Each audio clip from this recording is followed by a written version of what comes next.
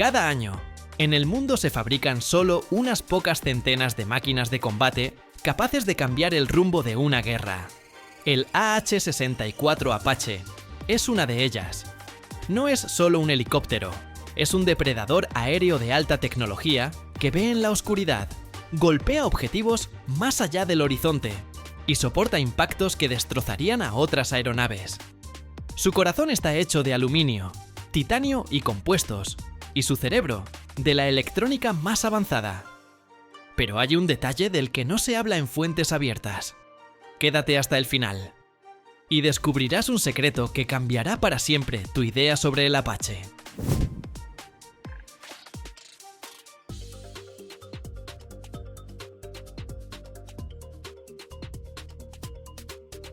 El diseño del AH-64 Apache es un proceso increíblemente complejo e iterativo que dura años y reúne a cientos de ingenieros y especialistas.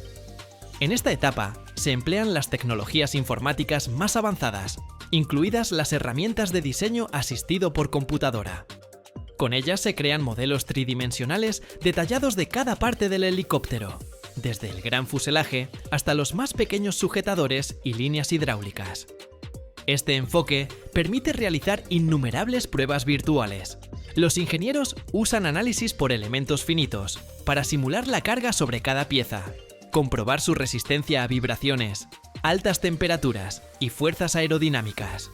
Así es posible detectar y corregir posibles fallos antes de fabricar el primer prototipo físico, reduciendo de forma significativa el tiempo de desarrollo y el costo de producción.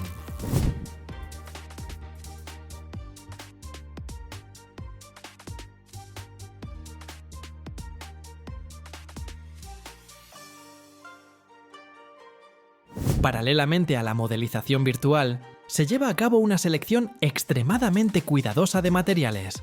Cada uno se elige con un claro propósito: garantizar resistencia, ligereza y capacidad de supervivencia. La estructura principal del helicóptero está formada por aleaciones de aluminio de alta resistencia, como la serie 70-75. Estas logran el equilibrio óptimo entre resistencia, peso y durabilidad, lo que las hace ideales para los elementos estructurales del fuselaje. Sin embargo, para piezas críticas sometidas a cargas extremas, como la caja de transmisión, los puntos de fijación del rotor y las secciones blindadas, se usa titanio. Este metal es mucho más resistente que el acero, pero más liviano, y su tolerancia a la corrosión y a las altas temperaturas es clave para un funcionamiento fiable en combate. Un Apache moderno es impensable sin materiales compuestos de fibra de carbono y de vidrio.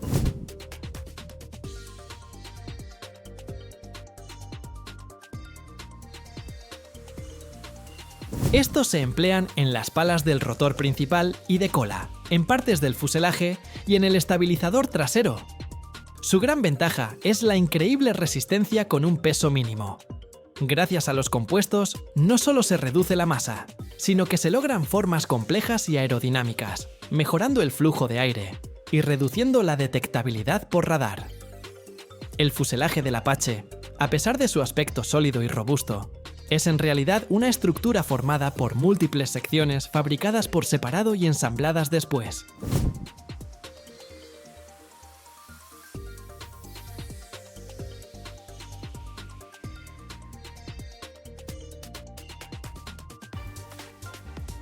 Este enfoque modular es clave para garantizar precisión, calidad y eficiencia en la producción. Todo empieza con la sección delantera, la cabina de la tripulación. Este es el auténtico centro de mando, por lo que aquí, antes de unir la pirar a otras partes, se instalan paneles de instrumentos, computadoras de a bordo, cableado y sistemas de control de vuelo. Producirla por separado da acceso total a cada componente, lo que facilita su montaje y verificación. La sección central es el esqueleto de la aeronave. Alberga motores, transmisión principal y depósitos de combustible, además del blindaje que protege a la tripulación.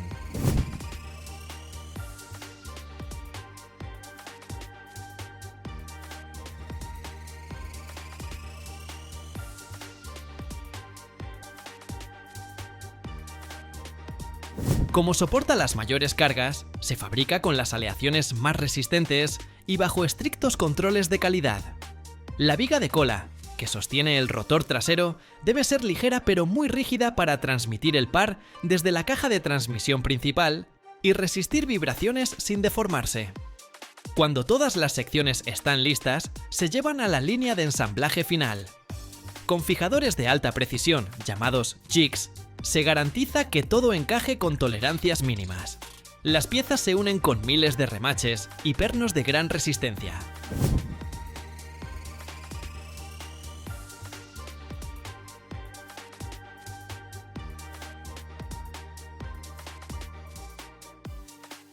Esta construcción modular no solo facilita el montaje, sino que también simplifica el mantenimiento y las reparaciones.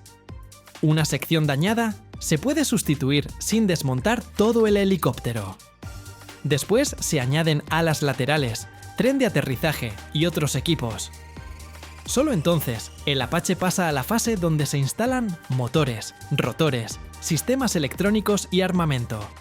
Este método planificado es la base de la fiabilidad y eficacia del AH-64 Apache durante toda su vida útil. El desarrollo comenzó en la década de 1970. El primer vuelo tuvo lugar en 1975, pero no fue hasta 1986, cuando entró en servicio con el ejército de Estados Unidos.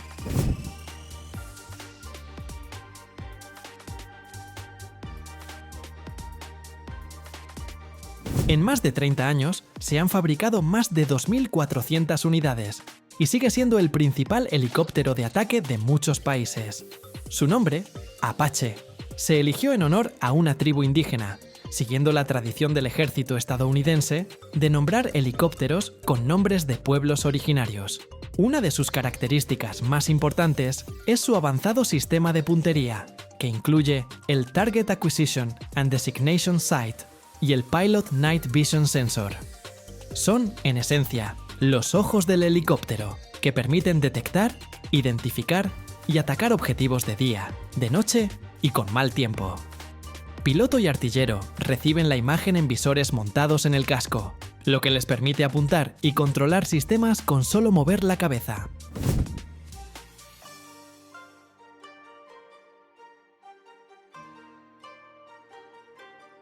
Las versiones más modernas, como el AH-64D o E, cuentan con el radar Longbow, montado sobre el rotor principal. Este radar puede detectar hasta 1000 objetivos móviles y clasificarlos en segundos, incluso si el helicóptero está oculto tras una colina. Esto da a la tripulación la capacidad de atacar sin exponerse, una ventaja táctica enorme.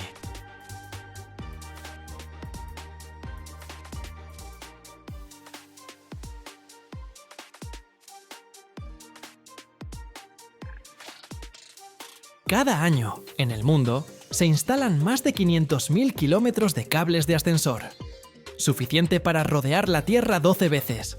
Pero, ¿qué hace a estos cables tan fiables como para soportar toneladas de peso cada día? ¿Cómo? A partir de una gruesa varilla de acero, nace un hilo más delgado que un cabello, capaz de detener la caída de una cabina desde un 10º piso. Y lo más importante, ¿qué pasaría si todos los cables se rompieran de repente? Al final de este video, descubrirás algo que te hará dejar de temer a los ascensores para siempre.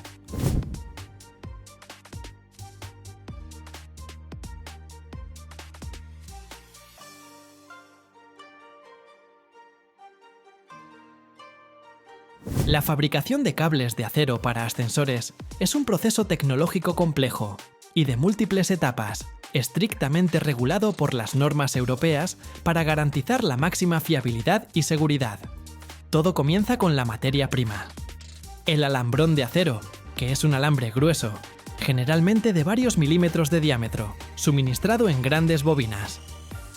Esta pieza en bruto pasa por una primera y una de las etapas clave de transformación: el trefilado. La esencia de este proceso consiste en estirar sucesivamente el metal a través de una serie de orificios que se van reduciendo gradualmente. Estos orificios, llamados hileras o trefilas, están hechos de materiales ultraduros, como aleaciones especiales o diamantes técnicos, para soportar cargas significativas. Antes del trefilado, el alambrón se limpia cuidadosamente de la cascarilla superficial y se recubre con lubricantes para reducir la fricción.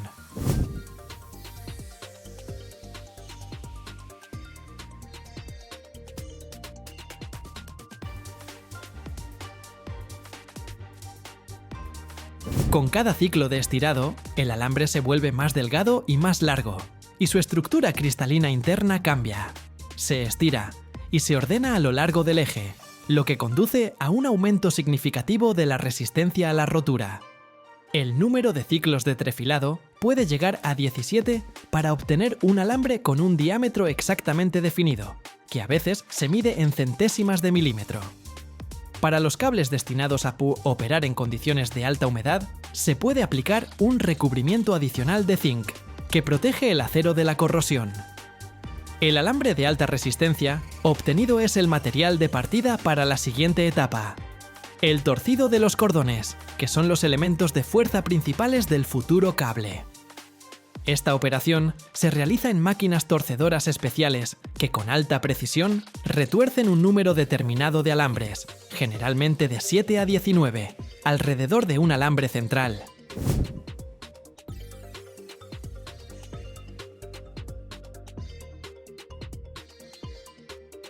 Existen diferentes construcciones de cordones que se definen por el tipo de contacto entre los alambres, por ejemplo, puntual o lineal, así como por el número de capas de torcido.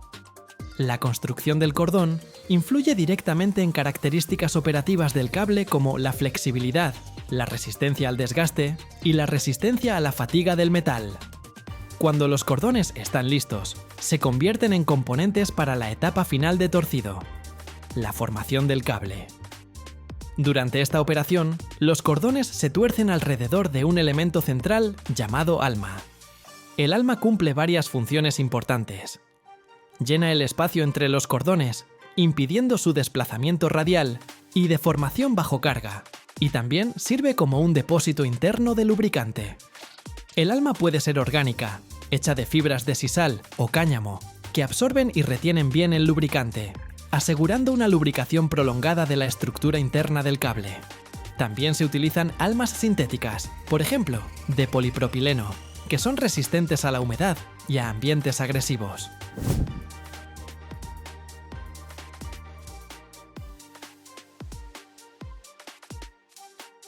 Para los cables que trabajan bajo cargas especialmente altas, se utiliza un alma metálica, que es un cable de acero separado de menor diámetro, que proporciona al producto una resistencia adicional y resistencia al aplastamiento.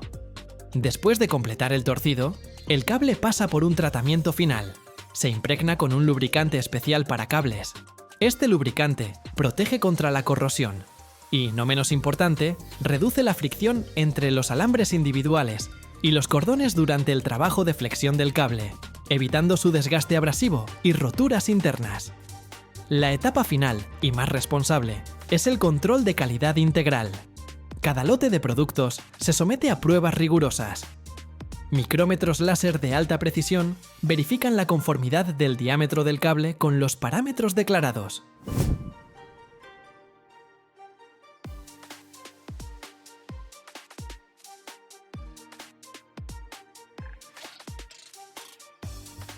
Se prueban muestras del cable en máquinas de rotura para confirmar la resistencia real. Además, se aplican métodos de control no destructivo, en particular la defectoscopia magnética, que permite detectar defectos internos ocultos, como roturas de alambres. Solo después de pasar con éxito todas las verificaciones, el cable recibe un certificado de calidad que confirma su conformidad con las normas y su preparación para el uso. Así, la creación de un cable de acero para ascensores es un ciclo de producción secuencial y controlado, donde cada paso está dirigido a lograr altos índices de resistencia y durabilidad. En Europa, hay más de 6 millones de ascensores en funcionamiento. Anualmente, en Europa se instalan y reemplazan varios cientos de miles de kilómetros de cables de ascensor, manteniendo el funcionamiento ininterrumpido y seguro del transporte vertical para millones de personas.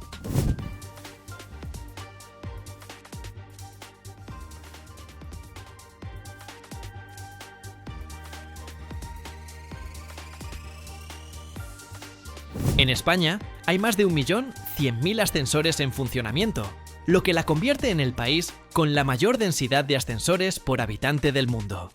Y ahora estamos listos para disipar uno de sus principales miedos. Quizás después de esto, alguien deje de temer a los ascensores. La escena en la que los cables de un ascensor se rompen y la cabina cae al abismo es uno de los mitos más populares, pero también más irreales, creados por Hollywood. La cabina del ascensor no está sostenida por un solo cable, sino por todo un sistema, generalmente de 4 a 8, y en edificios de gran altura, incluso más. Cada cable individual está diseñado para soportar por sí solo el peso de una cabina completamente cargada. Juntos, tienen un margen de seguridad colosal, que es 12 veces mayor que la carga máxima. Esto significa que si la cabina pesara 1 tonelada, la resistencia total de los cables estaría calculada para 12 toneladas.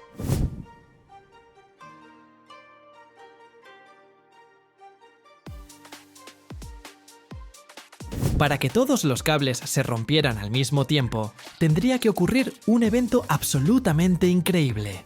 Por ejemplo, una explosión en el hueco que los cortara todos a la vez.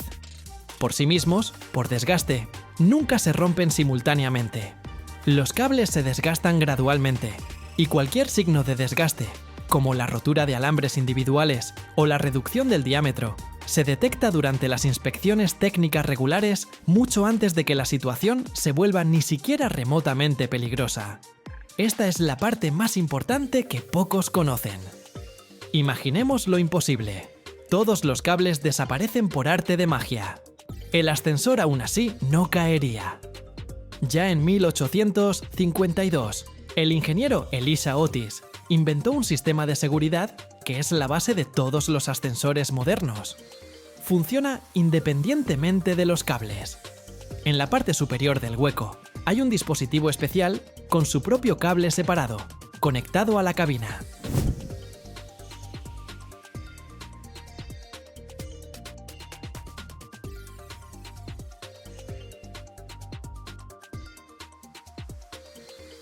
Este dispositivo mide constantemente la velocidad de movimiento del ascensor. Si la cabina comienza a moverse hacia abajo más rápido de lo normal, por ejemplo, superando la velocidad en un 15%, la fuerza centrífuga en el limitador de velocidad hace que sus patas se abran y bloqueen este cable auxiliar. El cable auxiliar, que acaba de detenerse a través de un sistema de palancas, activa instantáneamente los frenos principales que se encuentran en la propia cabina. Son dos potentes cuñas de acuñamiento. Estas cuñas se clavan con una fuerza enorme en las guías metálicas por las que se mueve el ascensor. La fuerza de fricción es tan grande que la cabina se detiene de manera muy brusca, pero segura en unos pocos metros. En esencia, es como si a tu coche le fallaran todas las ruedas, pero automáticamente desplegara dos enormes anclas que se clavarían en la carretera y lo detendrían. Por cierto, ¿por qué nadie ha inventado realmente un sistema así para los coches? El asfalto nos ha malcriado. ¿Quieren que el próximo video sea sobre la fabricación de coches o sobre la pavimentación con asfalto?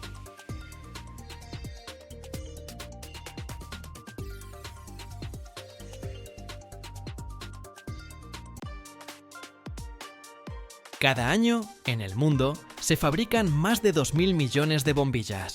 Pero pocos sospechan que dentro de una pera común hay una temperatura de más de 3.000 grados, vacío, gas inerte y un filamento más delgado que un cabello. Su viaje comienza en los hornos, donde la arena se convierte en vidrio al rojo vivo, y termina en una cámara de pruebas, donde cada lámpara debe encenderse al primer intento. Pero hay un momento en la producción que se oculta cuidadosamente. Si te quedas hasta el final, descubrirás el principal secreto de lo que realmente sucede dentro de una bombilla en el momento de encenderla.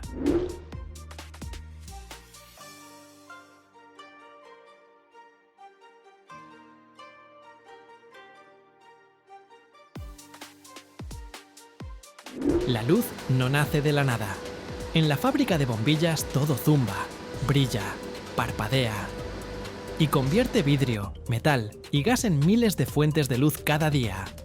Todo comienza, por supuesto, con la ampolla de vidrio. Pero, ¿de dónde sale la propia ampolla de vidrio? En la mayoría de las grandes fábricas, las ampollas de vidrio se fabrican en el mismo lugar.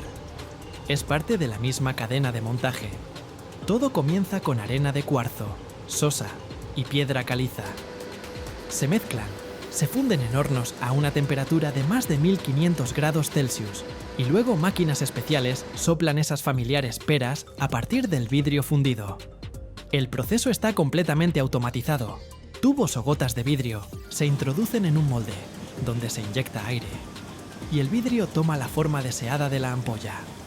Luego se enfría, se comprueba si tiene microfisuras y continúa por la línea hasta la etapa de inserción del filamento de tungsteno.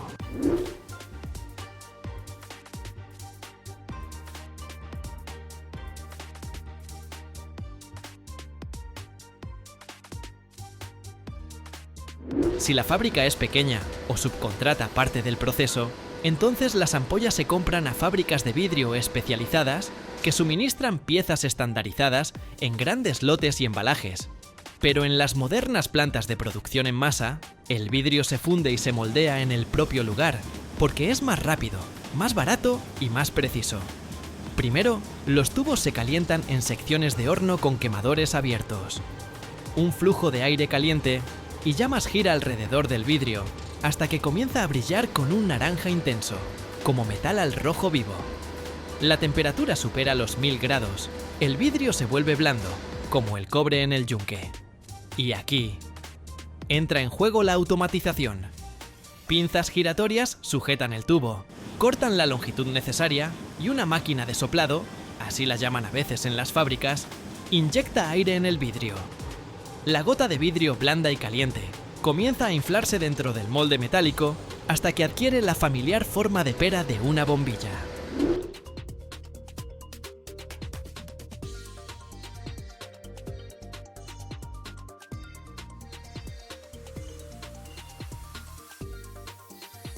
A veces es alargada o incluso esférica, dependiendo del modelo.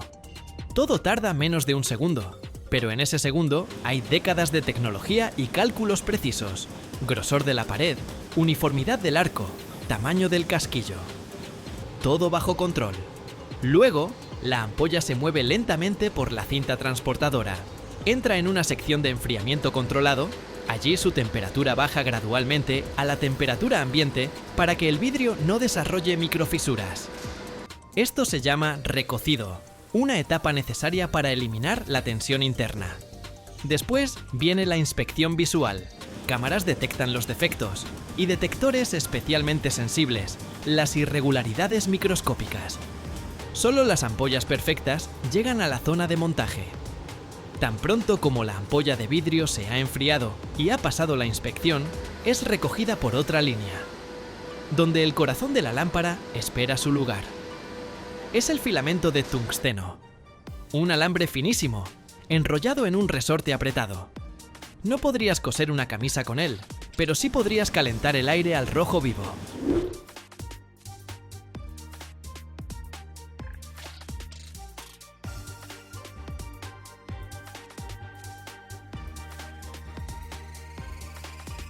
El tungsteno. Es pesado, de alto punto de fusión, con una temperatura de fusión de más de 3400 grados. Por eso está aquí. Es el único que puede soportar el calor de más de 2500 grados en el corazón de la lámpara y no derretirse.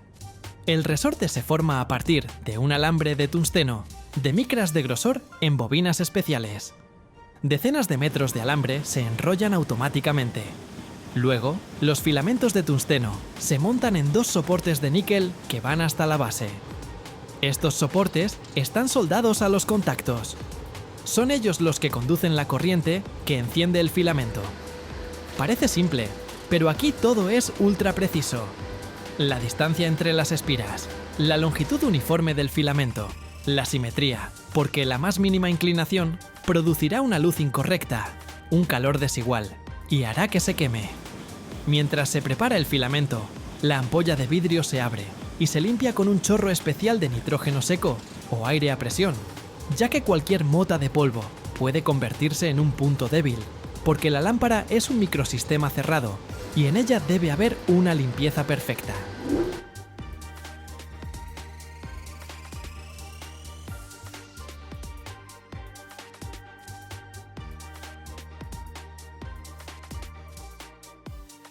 Luego, el montaje del núcleo. El filamento de tungsteno, con sus soportes, se inserta en la parte inferior de la lámpara, el pie, que ha sido fabricado previamente con vidrio resistente al calor. Aquí se combinan la mecánica y la resistencia al calor. Es el lugar donde hay contacto entre el vidrio, el metal y el gas, y debe soportar decenas de encendidos al día durante meses. Ahora, la extracción del aire. La bombilla todavía está abierta. A través de un estrecho orificio técnico en la ampolla, se introduce un tubo y se conecta a una bomba de vacío. Todo lo superfluo, oxígeno, humedad, micropolvo, se succiona de la ampolla y la presión cae casi a cero. Luego, en la lámpara se inyecta un gas inerte, generalmente argón, o una mezcla de argón con nitrógeno. Protegen el filamento de tungsteno de la oxidación y le permiten durar más. Y solo después de esto, la ampolla de vidrio se sella herméticamente, calentando el cuello de la ampolla hasta que se ablanda. Se sella y se une a la base, donde ya está instalado el casquillo.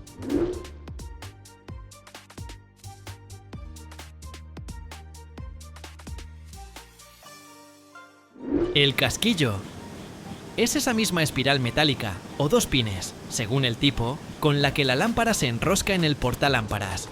Se suelda o se crimpa con un pequeño aislante de vidrio, que asegura la separación eléctrica entre los contactos. En esta etapa, la lámpara está casi lista. Pero aún más importante, es la prueba de funcionamiento. Todas las bombillas pasan por una prueba. Por un instante se les aplica corriente. El filamento se enciende al rojo vivo, y cualquier defecto se revela de inmediato. Si la lámpara no se enciende, una máquina automática la descarta a un contenedor de rechazos. Si se enciende de manera uniforme, sin parpadeos, sigue adelante. A continuación, una prueba selectiva de impacto y temperatura. Las bombillas se dejan caer desde una pequeña altura. En su embalaje, se prueban contra el sobrecalentamiento. Se comprueba el tiempo de funcionamiento a un voltaje reducido. El tungsteno debe brillar no con una luz blanca, sino con una luz amarillo cálida que no moleste a los ojos.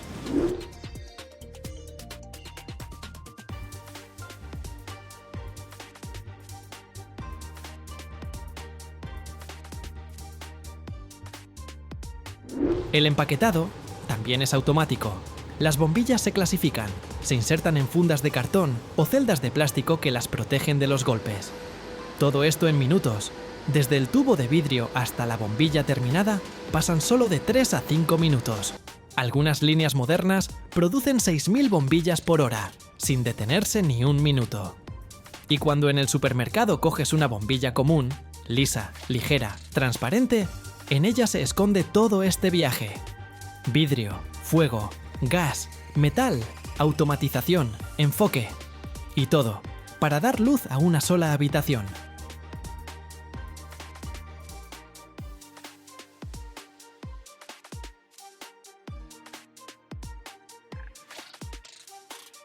Cada año en el mundo, la industria del vidrio transforma montañas de arena en más de 150 millones de toneladas de productos cristalinos.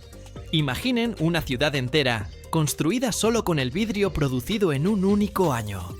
Desde las ventanas que nos aíslan del exterior y llenan de luz nuestros espacios, hasta las delicadas fibras ópticas que transmiten información a la velocidad de la luz, el vidrio es un material fundamental en nuestra civilización. Pero, ¿cómo logramos convertir algo tan común como la arena en objetos de tal pureza, resistencia y versatilidad? Hoy nos embarcaremos en un viaje al corazón de una fábrica de vidrio, donde seremos testigos de una asombrosa alquimia moderna, un proceso donde la ciencia y el ingenio convierten lo ordinario en extraordinario.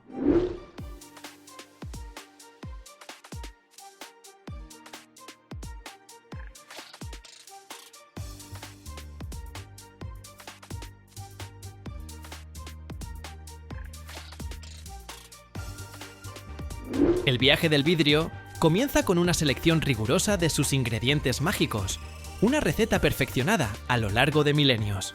El componente principal, representando entre el 70% y el 75% de la mezcla, es la arena de sílice. Pero no cualquier arena sirve. Se necesita cuarzo de una pureza excepcional, superior al 99%, para evitar coloraciones indeseadas. Esta arena se extrae de canteras especializadas y se procesa hasta obtener un grano fino y uniforme. Junto a ella, el carbonato de sodio, o sosa cáustica, juega un papel crucial como fundente, disminuyendo la temperatura de fusión de la arena desde unos abrasadores 2300 grados Celsius a unos más manejables 1500 grados Celsius, lo que supone un ahorro energético considerable. El tercer pilar es la caliza, carbonato de calcio, que confiere al vidrio su estabilidad química, evitando que se disuelva en agua, y le otorga durabilidad y brillo. A esta tríada fundamental se le suele añadir vidrio reciclado, conocido como cullet o casco, que no solo es un gesto ecológico vital, sino que también facilita la fusión y reduce aún más el consumo energético.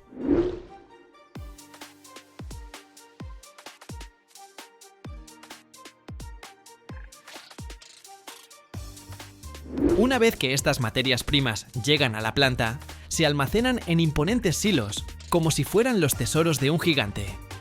Aquí, la precisión es la palabra clave. Cada ingrediente se pesa con una exactitud casi nanotecnológica mediante sistemas automatizados y computarizados, asegurando que las proporciones de la receta sean perfectas. Esta mezcla, llamada batch o composición, es luego transportada a enormes mezcladoras industriales. Dentro de estas máquinas, los diferentes polvos se agitan y combinan hasta lograr una homogeneidad absoluta, un polvo fino y uniforme listo para el siguiente y más candente paso. Es también en esta etapa donde, si se busca crear vidrio de colores, se incorporan pequeñas pero potentes cantidades de óxidos metálicos, el óxido de cobalto para azules profundos, el óxido de cromo para verdes esmeralda, el selenio para rojos vibrantes, o incluso oro para tonalidades rubí.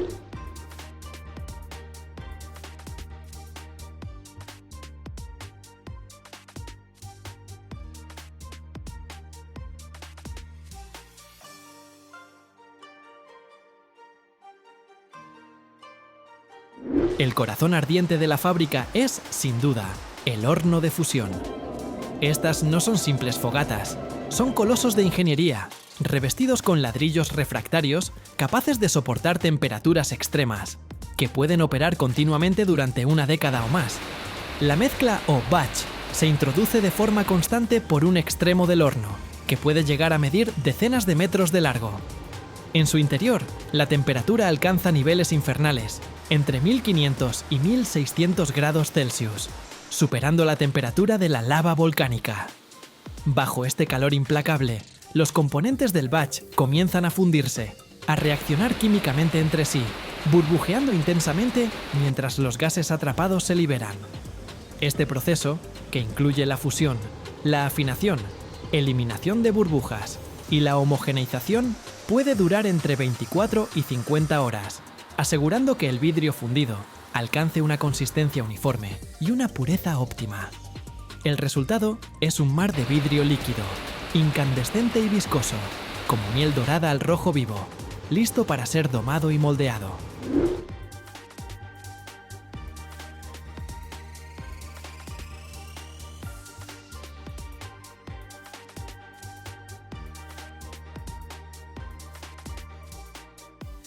Una vez que el vidrio ha alcanzado el estado líquido perfecto, comienza la fascinante etapa de formación.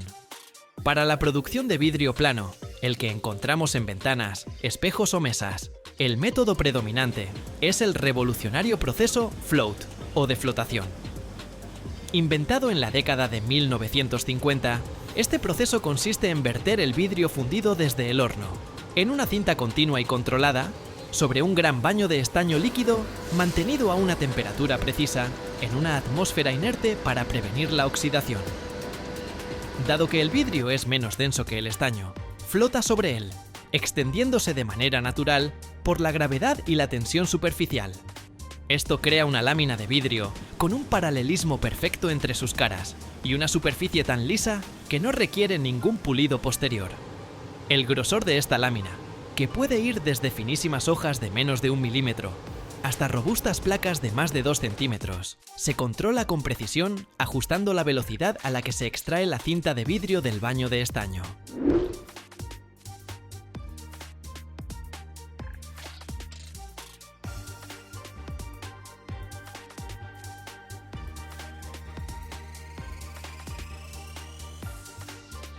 Para dar vida a la infinidad de botellas, frascos, vasos y otros recipientes huecos, la industria recurre a sofisticadas máquinas de moldeo. La técnica más extendida es la de soplado-soplado o prensado-soplado, realizada en máquinas IS, Individual Section, que son verdaderos prodigios de la automatización. Una cantidad exacta de vidrio fundido, llamada gota o gob en inglés, a una temperatura de unos 1100 grados Celsius, se corta y se introduce en un primer molde, el molde preparador.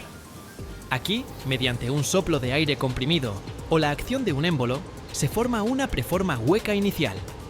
Esta preforma, aún al rojo vivo y maleable, se transfiere rápidamente a un segundo molde, el molde terminador, que tiene la forma final del envase. Otro golpe de aire expande la preforma contra las paredes del molde, solidificándola en su forma definitiva. Estas máquinas pueden tener múltiples secciones, operando simultáneamente, capaces de producir hasta 700 envases por minuto. Es un ballet mecánico de alta precisión y velocidad.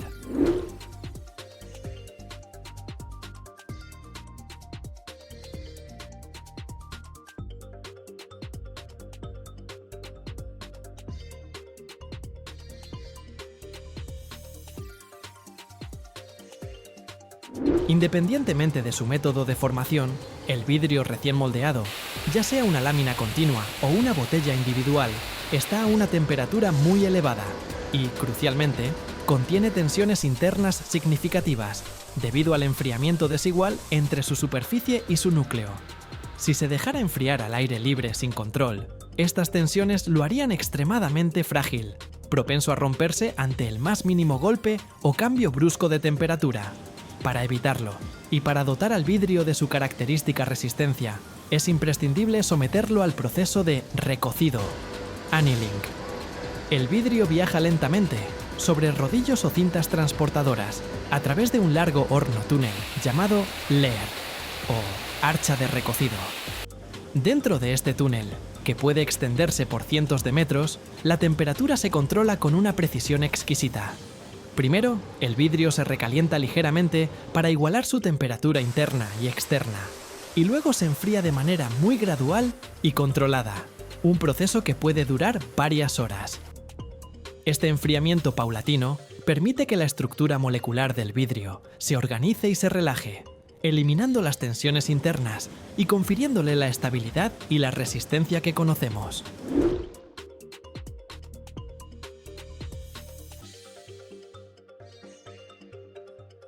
Una vez que el vidrio emerge del layer, ya frío, estable y libre de tensiones, está listo para las etapas finales de acabado y un riguroso control de calidad. Las enormes láminas de vidrio flotado se cortan a medida utilizando ruedas de carburo de tungsteno o discos de diamante, a menudo guiadas por láser para una precisión impecable.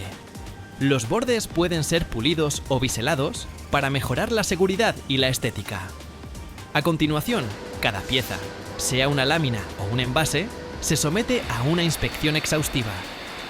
Modernos sistemas de visión artificial, equipados con cámaras de alta resolución y sensores láser, escudriñan la superficie y el interior del vidrio en busca del más mínimo defecto. Burbujas, inclusiones, distorsiones ópticas, variaciones de espesor o cualquier otra imperfección. Cualquier producto que no alcance los estrictos estándares de calidad es inmediatamente apartado y devuelto al inicio del ciclo, para ser reciclado como cullet. Muchos productos de vidrio reciben tratamientos adicionales. El templado, por ejemplo, consiste en recalentar el vidrio y enfriarlo bruscamente con aire para aumentar drásticamente su resistencia hasta 5 veces más, haciéndolo ideal para puertas de ducha, mesas o lunas laterales de automóviles. Otros vidrios se recubren con finas capas metálicas para crear espejos o vidrios de control solar que reflejan el calor.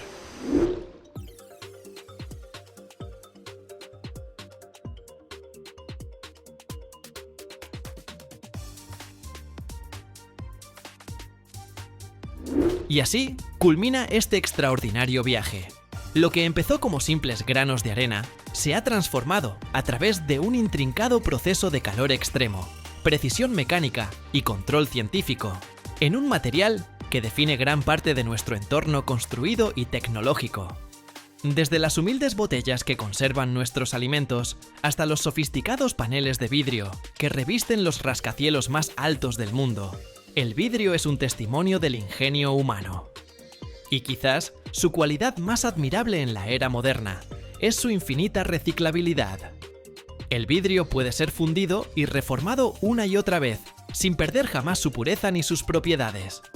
Cada vez que depositamos una botella en el contenedor de reciclaje, estamos contribuyendo a un ciclo virtuoso que ahorra materias primas vírgenes, reduce drásticamente el consumo de energía en la producción, hasta un 30%, y disminuye las emisiones de gases de efecto invernadero. El vidrio no es solo un material transparente a la luz, sino también un brillante ejemplo de cómo la industria puede avanzar hacia un futuro más sostenible. La próxima vez que sostengas un objeto de vidrio, tómate un momento para apreciar la increíble odisea de su creación.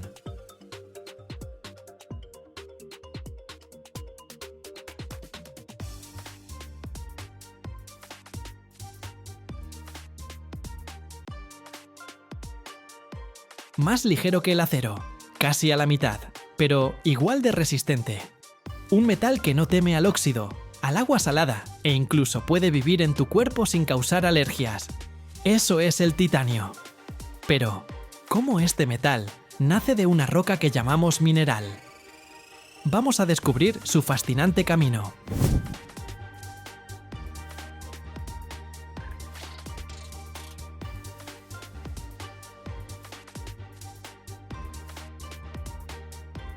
El titanio no se encuentra simplemente en su forma pura como el oro o la plata. Está oculto en minerales llamados rutilo e ilmenita. Estas piedras son pesadas, oscuras y deben extraerse del suelo. Enormes excavadoras, verdaderos gigantes de la construcción, arrancan la tierra a decenas de metros de profundidad. Sus enormes cucharas, del tamaño de un automóvil pequeño, muerden el suelo, levantando toneladas de rocas, arena y arcilla. El aire se llena del rugido de los motores y del chirrido del metal, mientras nubes de polvo se elevan al cielo como tormentas de arena. Cada movimiento de la excavadora es una danza poderosa de metal y fuerza, donde la precisión se combina con una increíble potencia. Cadenas gigantes y sistemas hidráulicos trabajan en perfecta armonía, como músculos mecánicos que permiten a estas máquinas conquistar incluso las rocas más duras. Un verdadero espectáculo de tecnología, donde cada paso acerca a revelar los tesoros de la Tierra, el mineral que se convertirá en el comienzo de una gran aventura industrial.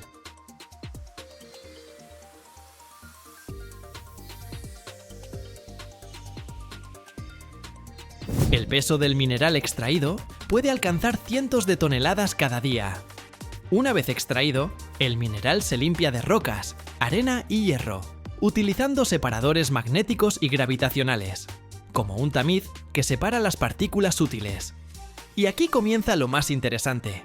El titanio en el mineral es como un pastel de chocolate y crema, pero solo necesitamos la crema. Para esto, se utiliza el proceso de Kroll, que tiene dos grandes etapas. El mineral se mezcla con carbón y se calienta a temperaturas extremadamente altas, más de 1000 grados Celsius. Luego se introduce gas cloro, que reacciona con el titanio y el oxígeno del mineral, formando una sustancia líquida llamada tetracloruro de titanio. Esta sustancia se purifica para obtener un gas transparente y ligero. El proceso es controlado rigurosamente, asegurando que la temperatura y la atmósfera sean perfectas para evitar la oxidación.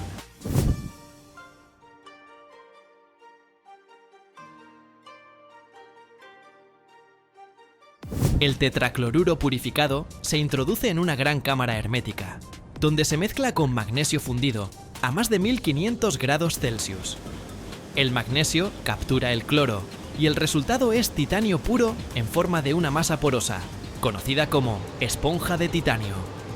Este proceso dura varios días y requiere protección absoluta del aire, ya que el titanio reacciona rápidamente con el oxígeno. La esponja de titanio se enfría y se tritura. Luego se compacta en grandes bloques cilíndricos llamados lingotes. Estos bloques son similares a briquetas de combustible, con un diámetro de aproximadamente 3 pulgadas y una longitud de hasta 14 pulgadas. Son fáciles de almacenar, transportar y usar para la producción de productos de titanio.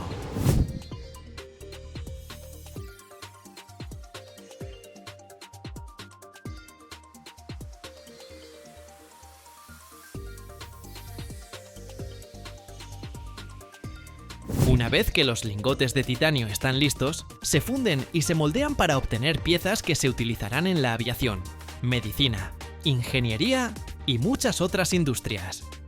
El proceso incluye forjado, laminado y otros métodos que permiten dar al metal las formas y propiedades necesarias. Primero, los lingotes se calientan a altas temperaturas, generalmente alrededor de 950 grados Celsius. Este calentamiento hace que el metal sea más maleable, permitiendo su deformación sin agrietarse. Pero incluso a esas temperaturas, el titanio sigue siendo extremadamente fuerte y resistente, por lo que se necesitan máquinas especiales, poderosas prensas que pueden aplicar enormes fuerzas.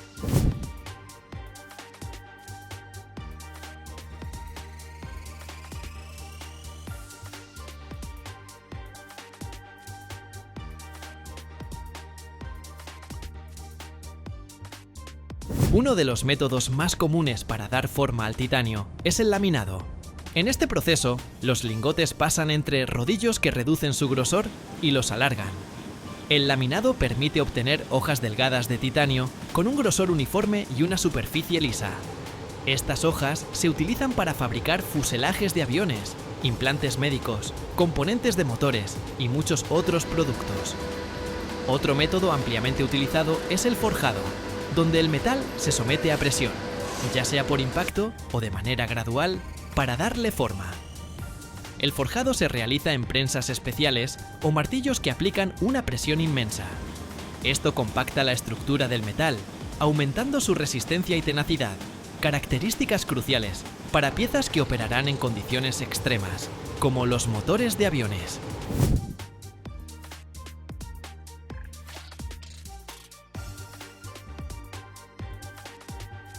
El titanio también se puede doblar, cortar y perforar, pero debido a su alta resistencia, estas operaciones requieren tecnologías avanzadas y herramientas especiales. Para cortar, se utilizan herramientas de diamante o carburo, que no se desafilan y que pueden trabajar con titanio sin sobrecalentarse. La perforación se realiza con enfriamiento constante para evitar que el metal se deforme o se recaliente. Una característica especial del titanio es su tendencia a reaccionar con el aire a altas temperaturas, lo que provoca la formación de películas de óxido en su superficie. Por eso, todas las operaciones de calentamiento y conformado del titanio se realizan en atmósferas protegidas, ya sea al vacío o en gases inertes, como el argón, para mantener la pureza del metal y sus excelentes propiedades mecánicas.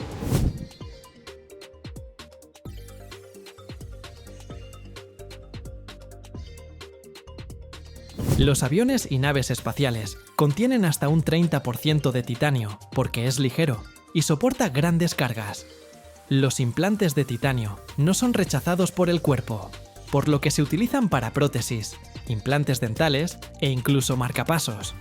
Los autos deportivos usan titanio para reducir el peso y aumentar la velocidad. Las turbinas, equipos químicos, barcos. Muchos de estos también están hechos de titanio, gracias a su resistencia a la corrosión. El titanio se puede fundir y reutilizar sin perder calidad. Su ligereza ayuda a ahorrar combustible en aviones y autos, reduciendo las emisiones de gases contaminantes. Hoy, los ingenieros están desarrollando nuevas formas de fabricar titanio, haciéndolo más económico y ecológico.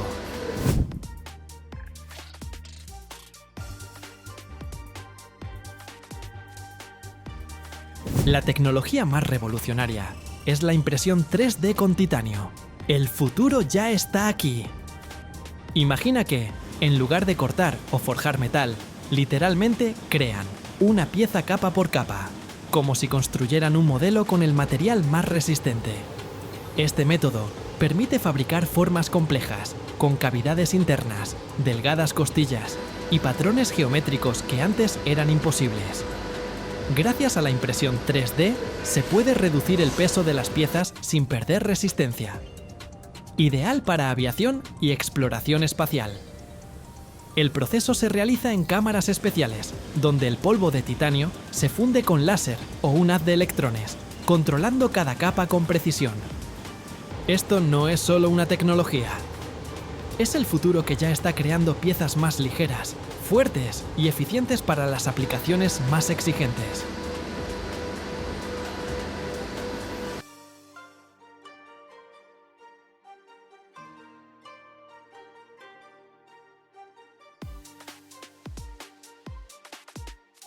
Cada año, en Estados Unidos, se desechan miles de transformadores eléctricos viejos.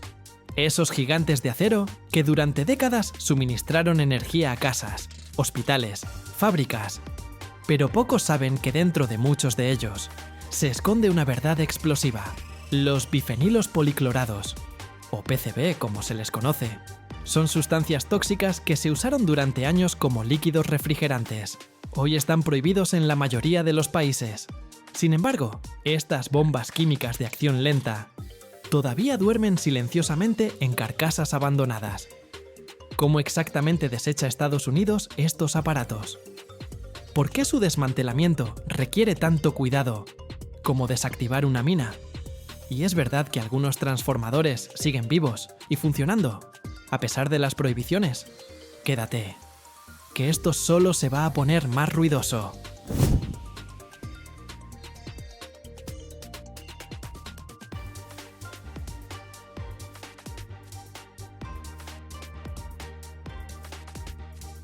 Los bifenilos policlorados, los PCB, se usaban en los transformadores eléctricos como líquidos refrigerantes y aislantes.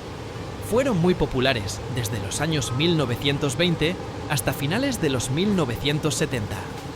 Gracias a su resistencia al fuego, sus altas propiedades de aislamiento eléctrico y su inercia química.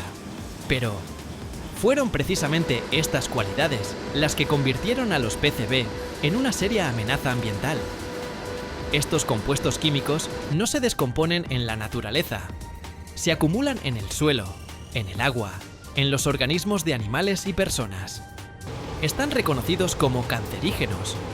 Pueden alterar el sistema endocrino, dañar el hígado, la piel, el sistema inmunológico. Por eso, en Estados Unidos, se prohibieron por completo en 1979. Y la eliminación de equipos que contienen PCB pasó a regularse al más alto nivel, bajo la supervisión de la Agencia de Protección Ambiental, la EPA.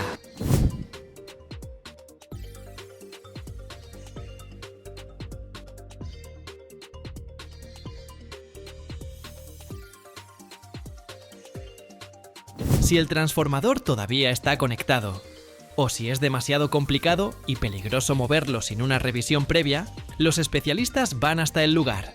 Toman una muestra del líquido, generalmente aceite, usando una bomba especial o una jeringa a través de una válvula de servicio del transformador. Esta muestra luego se envía al laboratorio para analizar el contenido de PCB.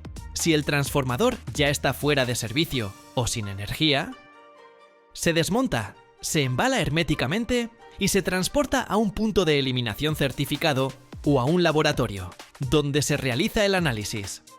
Esto se hace más a menudo con equipos pequeños, o cuando se sospecha que el líquido es muy peligroso y necesita ser tratado en condiciones controladas.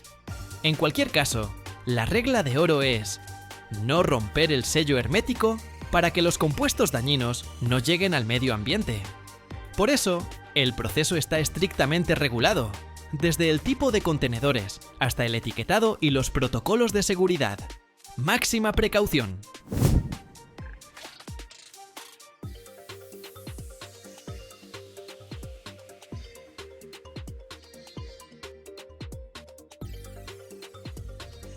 Una sola gota de PCB puede contaminar 100.000 litros de agua, haciéndola no potable. Imagínate. Por eso, todo el proceso, desde las primeras gotas hasta el último tornillo, se realiza bajo un control estricto y debe documentarse en varias instancias. Primero, el transformador se coloca en una plataforma especial, con un sistema de contención secundaria. Es como una base de concreto, con canales y depósitos para recoger el líquido en caso de derrame accidental. Si algo sale mal, esta plataforma debe tener un revestimiento resistente a químicos y estar separada del sistema de drenaje. Luego, se retiran los paneles protectores externos del transformador y se accede a la cámara de aceite. El procedimiento de drenaje se hace con un sistema sellado. Se conectan tubos al transformador que van a una bomba hermética. Esta bomba traslada el líquido a contenedores especiales que cumplen con los requisitos del Departamento de Transporte de UIUA para almacenar líquidos peligrosos. Un contenedor de estos puede albergar 210 litros y tiene doble pared para prevenir fugas. La presión interna del sistema se controla automáticamente para evitar derrames por sobrellenado o despresurización repentina.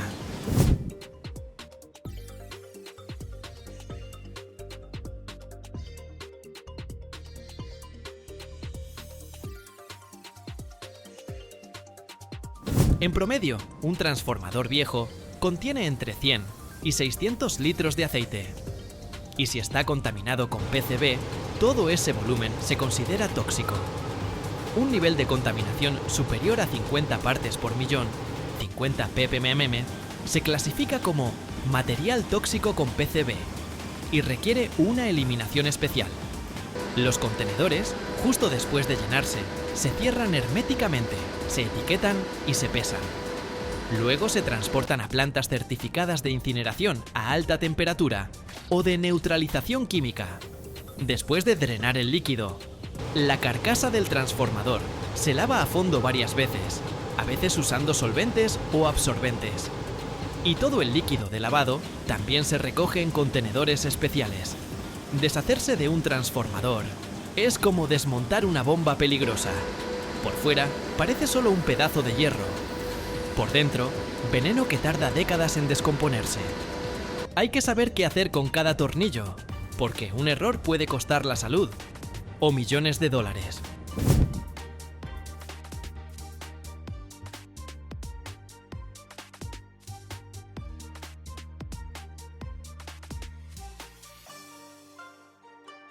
Bueno, el transformador ya está vacío, sin el líquido venenoso dentro. Los químicos dañinos se drenaron, los contenedores se los llevaron. Ahora queda una caja enorme de metal, bobinas, cables y un montón de cosas más. Las carcasas de los transformadores pueden pesar desde 200 kilogramos hasta varias toneladas, dependiendo del tamaño y tipo. Por ejemplo, un transformador de alta tensión. Es un monstruo. El desmantelamiento empieza por quitar los restos de aislamiento, desatornillar los paneles exteriores, sacar las bobinas de cobre o aluminio, extraer el núcleo. Todo esto lo puede hacer un equipo de 2 o 4 personas. Y una grúa si el transformador es grande.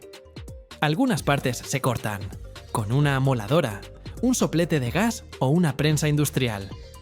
Pero siempre con equipo de protección, porque los residuos de PCB podrían haberse absorbido en el metal o el caucho. Hay que tener cuidado. Una vez que el transformador está despedazado, todo se clasifica por fracciones.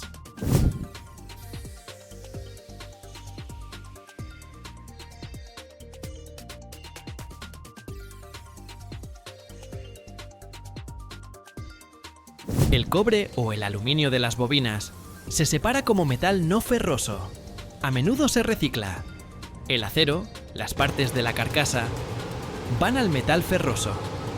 El acero y la carcasa generalmente se reciclan. Si no están contaminados con PCB u otra porquería tóxica, el acero limpio se envía a plantas metalúrgicas donde se funde y se reutiliza. Por ejemplo, en construcción, en la industria automotriz, en la fabricación de electrodomésticos, etc. Los materiales aislantes, pinturas, sellos, se clasifican como residuos peligrosos y a veces se incineran en hornos especiales. Las piezas con posibles residuos de PCB, incluso en microfisuras o materiales porosos, van obligatoriamente a contenedores herméticos para ser incineradas o enterradas en un vertedero de residuos peligrosos. Cada tipo de material tiene su propia hoja de ruta, documentos, etiquetas, códigos, todo bajo control.